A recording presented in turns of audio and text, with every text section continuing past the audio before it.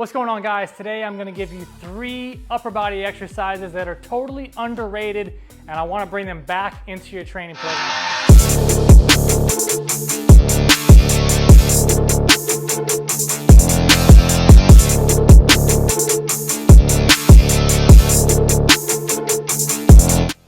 What's up, guys? It's Kevin Andres, owner of K-Squared Fitness, and this is a YouTube channel that drives to help you move better, give you workout tips, education, all that good stuff, because we're just trying to help you improve your performance. So if you're new around here, like this video, comment down below with what your biggest takeaway was, and be sure to smash that subscribe button.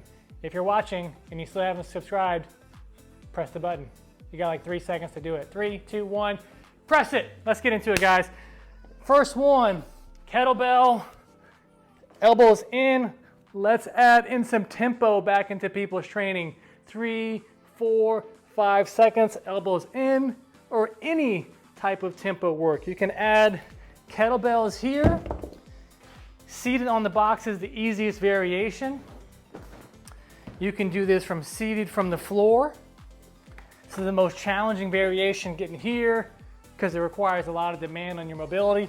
We can go one arm at a time. We can add holds at the top, a little 2-second hold, controlling down. This is a great correlation exercise to get in the string to do things like handstand push-ups, where we're kicking up and we're controlling down for a tempo there, right? Coming here, controlling down, controlling. It's that same concept, and this is just one of our progressions. So if you add in more Z presses with that tempo, you're gonna get a lot stronger. Let's make that a part of your training. Isometric holds with L-sits. Now, L-sits are very challenging, so if you don't have P-bars, you can stack up boxes, you can stack up some plates. The higher the elevation, the easier it's gonna be. And for most people, we're gonna start off with some type of tuck hold for a while.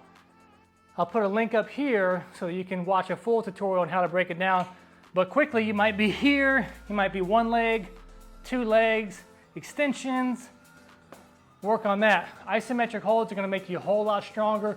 Core strength is gonna help you with handstand push-ups, improve your back squat strength, all that good stuff.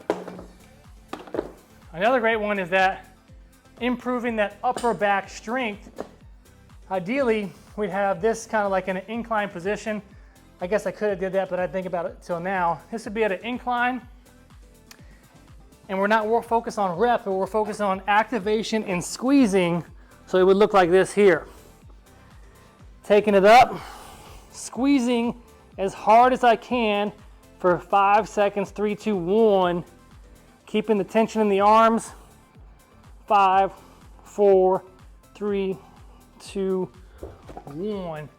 If you add those into your training, getting like 3 to 5 reps where you get really heavy and you're just squeezing as hard as possible, the more you can slow things down and get isometric holds here and there, you're gonna get a whole lot stronger. Add those into your training.